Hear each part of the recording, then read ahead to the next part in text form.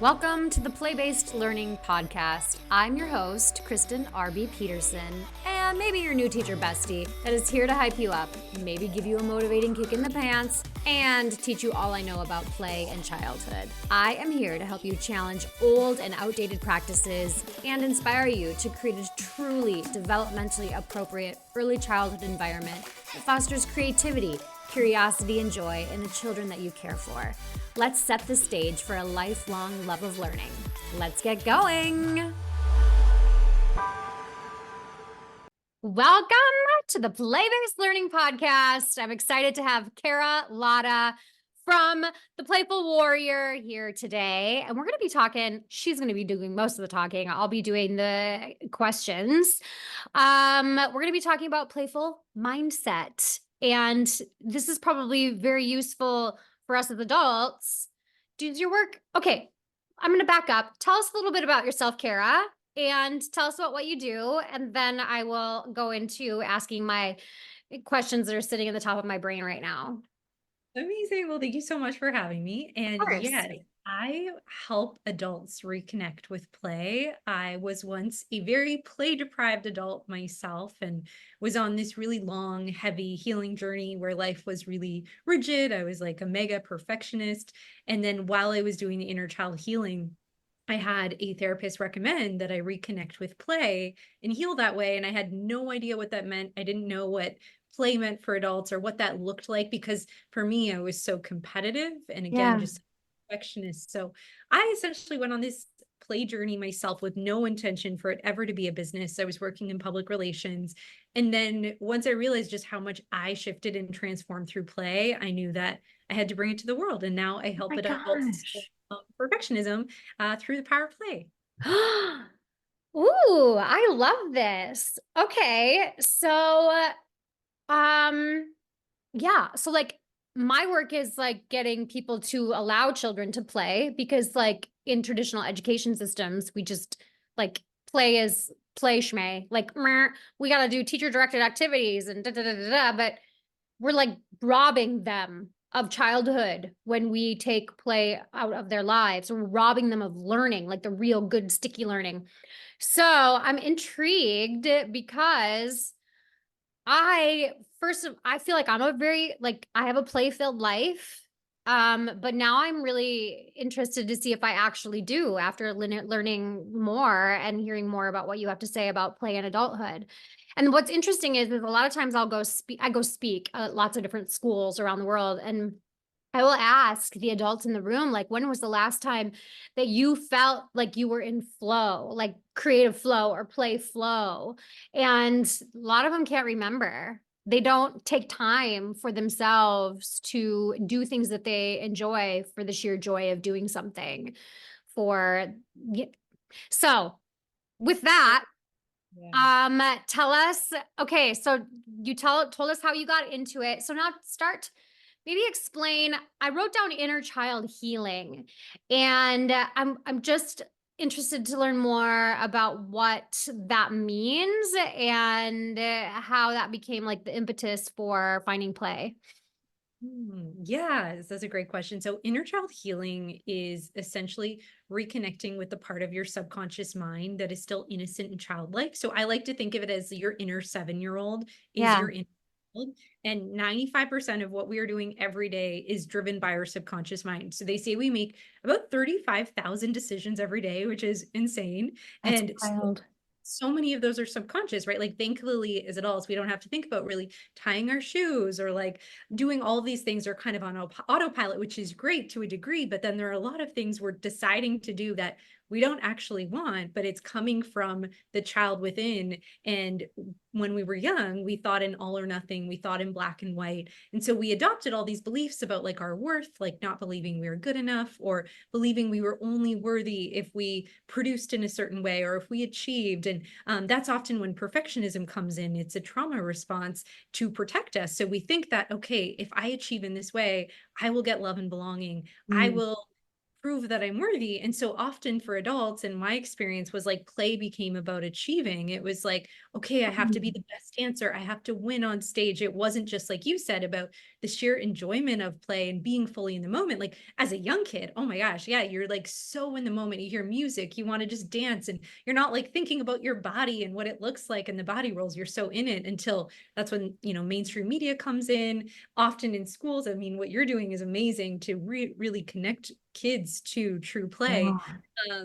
But we get shamed out of play, and we learn that, that's not really acceptable. And we learn it has to look a certain way. It has to be done by this like textbook way. So I know I went through that and was shamed out of play. And so for me, it was like the perfectionism was really stopping me from being connected to my inner child. So then when I was introduced to the idea of inner child therapy, which is essentially you learn to parent yourself. So you're being a parent, like how would you want to treat yourself? And this is like physically, like, but also like emotionally setting boundaries. Like, how are you being your own best parent to that little kid within who maybe didn't get the best love and belonging that you wanted? And it's like not shaming your parents, it's just like they did the best they could, but it's like, no, you get a chance to be your own parent. So how are you going to show up for you? And one of our core needs is play, I believe. It's a Mm-hmm.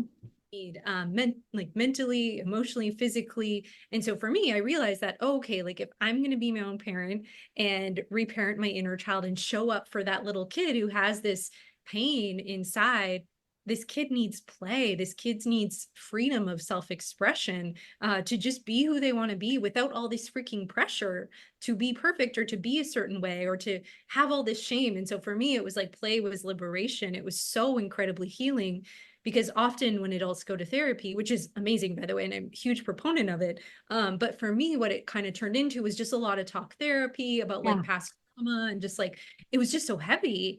And for me, it was like I needed to heal through something that felt more lighthearted. Yeah.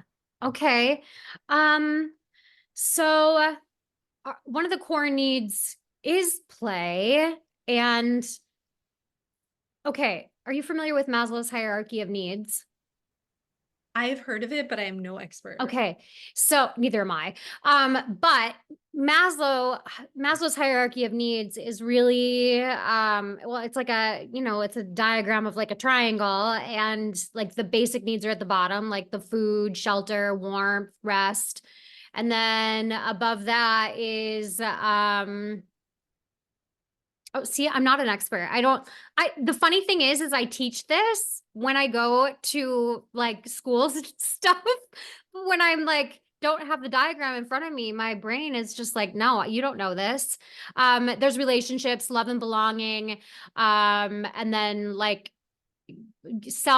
freedom of choice. And then above that is the very top of the pyramid is self-actualization, which is like inquiry and wonder and discovery. And that really is like the foundation of play. So really the top of that triangle is play, and it is a core need. And yeah, so I loved that you said that.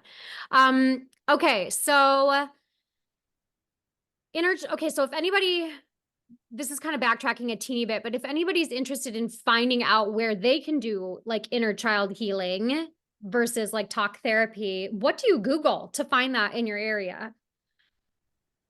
Honestly, like I used Psychology Today. Yeah. And if you like search inner child healing, you can definitely find it. There's so much out there. And I definitely have some programs as well that's like inner child Oh, healing with play focus. okay. Um, yeah, yeah. So I do that as well. But if you're looking for one local, you could totally just Google inner child healing, whatever city you're in, use Psychology Today. But you do it virtually. I do it all virtually, yeah. Oh my gosh. Okay. Well, that's amazing. All right. So then let's move into um playful mindset. Let's get to the bread of what we're chatting about today. What is a playful mindset? Yeah. So for me, when I started exploring play as an adult again, it was at first kind of about the activities. Like I was just learning how to like be silly with dancing and have it look like just allowing myself to look weird or doing art that didn't look good. Like it was kind of about these Yeah. activities that was like getting me in this really fun, playful mindset. But then I realized that like, oh, okay, play isn't just an activity. It actually is a mindset that can be brought into how I work, into my relationships. And for me, it was like this aha moment where it's like really the opposite of perfectionism. Because when we are in perfectionism, like we're thinking in all or nothing, we tend to like overthink everything because we are trying to make the perfect decision. There's so much pressure. We are never feeling like our work is good enough. There's like impossible standards, like all of these things. Whereas for me, when we work or just live from the playful mindset, it's like, okay, we're letting go of the rigidity. We are now like open to taking risks. We are open to our curiosity. We are trying new things. We are learning. Like life is just this big learning experiment. There is no like perfect way to do it. And we're able to measure our progress. And also when we make mistakes, we can give ourselves grace. Yeah. And to me, it's like the playful mindset is now something I do every day. And it has helped me, like, especially as a business owner, so much in just like seeing business as this playful experiment where don't need to be perfect. I'm going to try new things. Things like I'm going to achieve in a healthy way. So for me, there is like perfectionism, then there's like healthy, playful achievement. So it's Mhm. like for me, I'm going to achieve in this healthy, playful way where I'm like pushing myself in a way that's challenging, but like I'm not putting so much crazy pressure on myself to be perfect. I can take a reasonable amount of time to do things. And while I achieve, I'm going to prioritize play and self care. And I'm going to set boundaries, prioritize my well being, because before I was just like overscheduled, burnt out, overcommitting, saying yes to too much. And it's like, no, like as I achieve, actually, yeah, play is one of my biggest priorities. Mm. Okay, so as you're chatting, so I always run through in my work with children, and what I teach to other adults is what play really is. Like, what is play in early childhood and what is it not? So like, are you familiar with Dr. Peter Gray from Psychology Today? Okay. So he's got like five kind of like main things that is what play is. So one is, so as I say these, I want you to kind of run through and tell me how that can relate into like an adult life. So the first is that it's guided by the child, but in this instance, we're talking about the adult. So it's guided by the adult. Yeah, I mean, I would say guided by the inner child. Okay. Okay. Like when I'm playing, it's like I'm connecting with little Kara within and like doing what Aw. she likes to do. Yeah. Do you feel like you are always connecting with your inner child when in play, or do you feel like you are finding out new things about yourself in Mm. play I would, as you get older? yeah, I would say not always. Like, sometimes the play I'm doing like could be also like connected with your inner teen or like a different version of you as Yeah. well. But yeah, there's some play I do that's more reminiscent of my inner child, like finger painting or things like that. Yeah. Um, but yeah, and then in terms of, sorry, what was the second part of that? You said what was it? How I don't Oh, remember. yeah, you said, am I discovering new things about myself? Oh, yeah, Yes. yeah. Yeah, I feel like always discovering new things about myself. I think before, like, I had this idea that, like, and I think a lot of us do when we're adult, we're gonna like know ourselves, and that's just who Yeah. we are. Always evolving and growing. And so, yeah, I feel like sometimes too in my life, like I have different preferences for play and like I'm like feeling more art or like Yeah. feeling more dance or whatever it is. So yeah, I feel like there is always that like spirit. I don't know. I think like our true spirit, our true self is playful. Yeah. So in those moments, like, yeah, I would be connected to my inner child, but I don't always like think about them consciously, if that makes sense. Absolutely. Absolutely. Okay, I want to so there's four more rules of Dr. Peter Gray. However, I would love for you to give us so define play, how you define play, and then playful. Like, what's the difference to you? Hmm. So for me, I say play is anytime we are doing anything that is like spontaneous, we are connected with our curiosity, we're having Yeah, fun for the sake of fun. And most importantly, it's not actually competitive. It's not about an outcome. It's not about winning. It's like got it. really in the moment. Amazing. Okay, and then playful. Yeah. So when we are being playful, I think it's like you're connected with that sense of like wonder, of playfulness. You're in this more lighthearted energy. Okay, yeah. Take it serious. Okay. Amazing. Okay, so then and we can kind of put some of Peter Gray's rules together. So it's guided, it so play is chosen by the player, so like in this case adults, and then play is guided by the player. So um elaborate on that a little bit. How is play guided by your own set of mental rules as an adult? Yeah. Well, I think like as adults, we've learned that like we can't really trust ourselves. Like we have to like look to other things and rules. And it's like for me, play is like learning to tap into your intuition and what actually feels good for you. Like what, yeah, like what feels good in your body. Because Yeah. so often we're not really tapping in with that. We're just like living on autopilot, following all these rules. Yeah. So it's like, what do you generally want to do? What inspires you? What lights you up? Yeah. And so it's like following that nudge and that intuition. So I think that would be how it would be guided by yourself. Okay. Um, yeah, because I know in all my sessions, like where I do play sessions with adults, everyone always has like questions and they want the parameters and the rules. And it's like, no, you get to do it yourself. Like there is no right or wrong. And so it takes adults often time to unlearn that, to like be like, oh, wow, like I can do my own thing and I'm not bad. Yeah. And that's like really a product of our industrialized education system. Like you have to do it this way. That's the only way to do it. We maybe get a few parameters here and there to like explore and do something creative and playful, but really it's like the adult says this and I have to do it that way and there's no other choice. There's like either right or wrong. Ugh.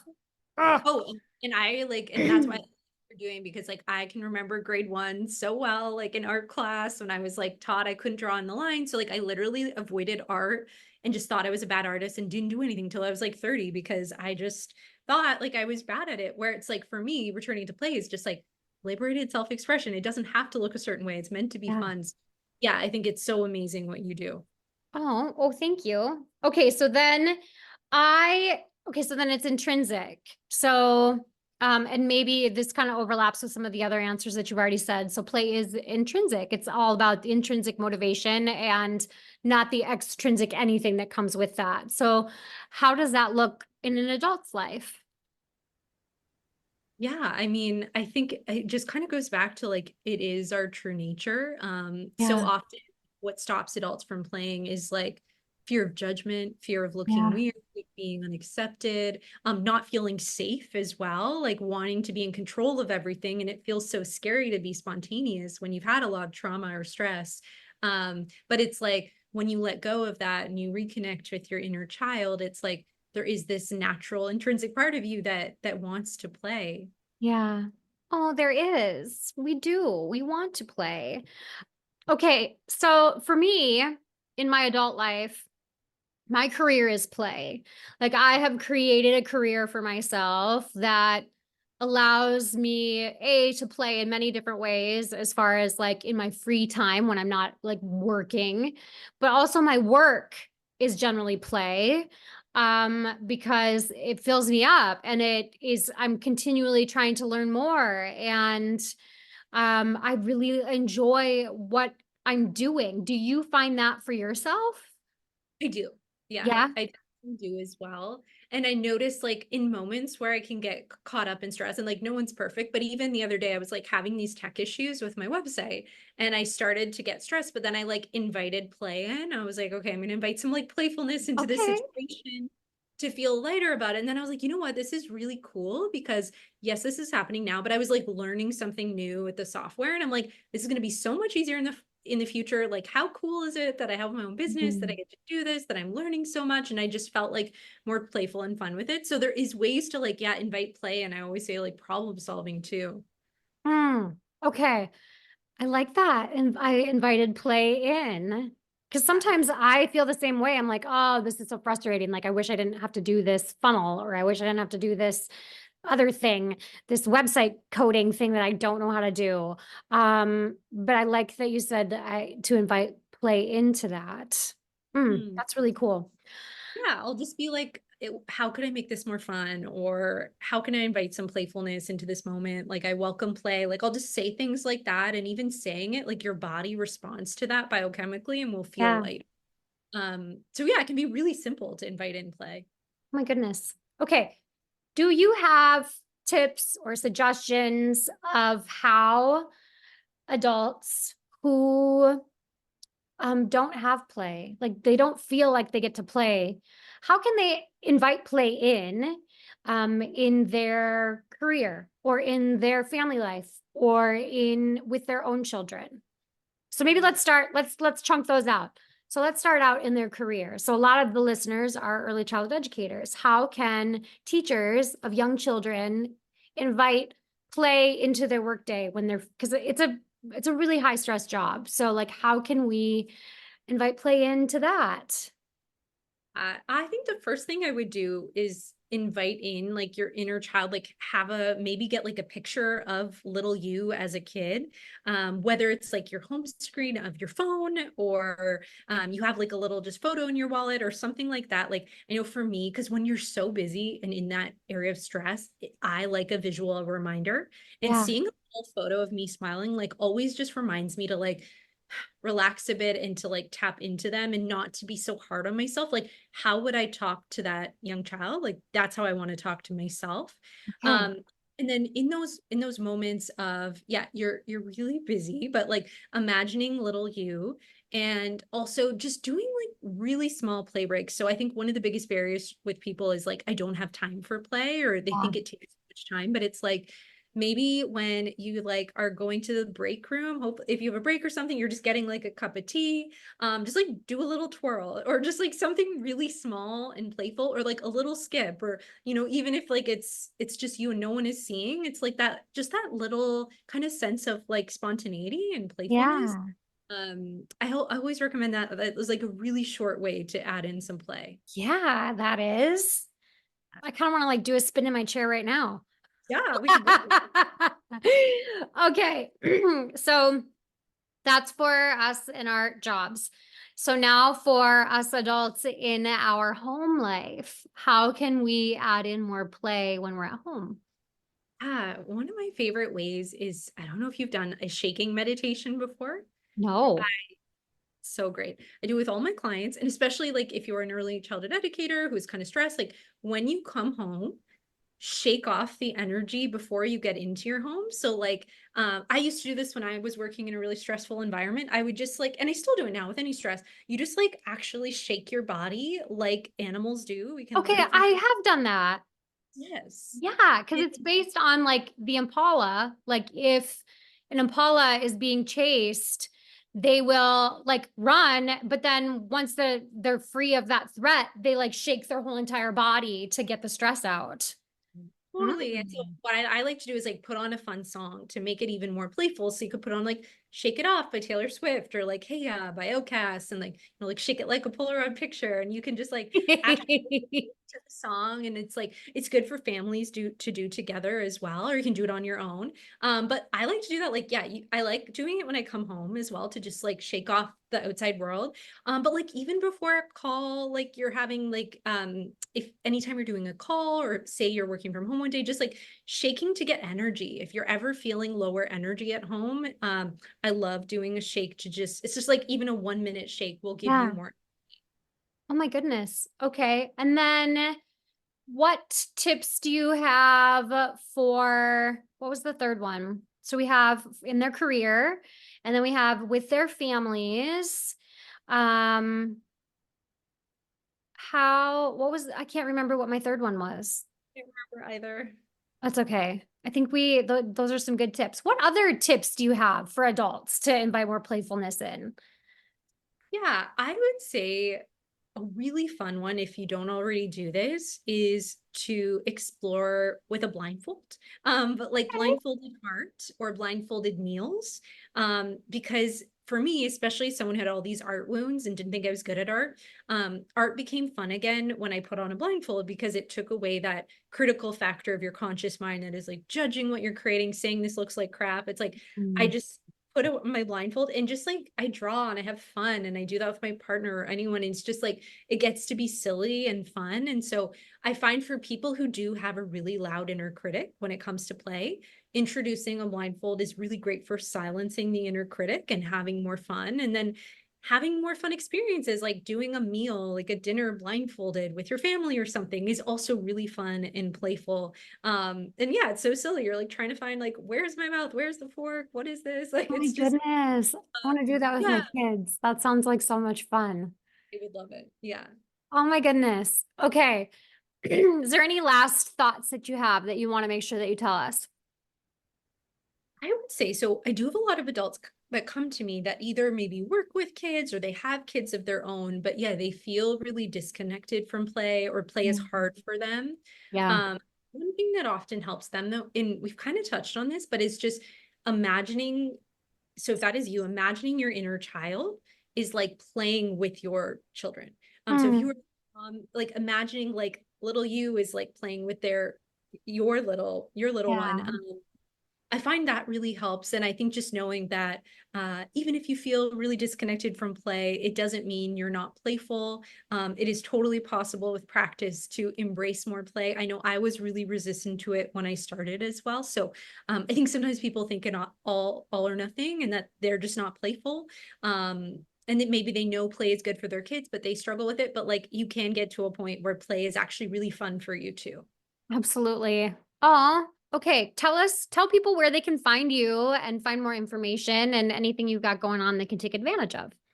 Yeah, so I'm theplayfulwarrior.com. You can find all the ways to play with me there. I'm on Instagram at the Playful Warrior, and I have a fun playful quiz. It's a free quiz if you want to take it to find out your playful personality. And Ooh. quiz, you will get a playful journal prompt customized for you and a suggested playful activity based on your personality. Oh, fun.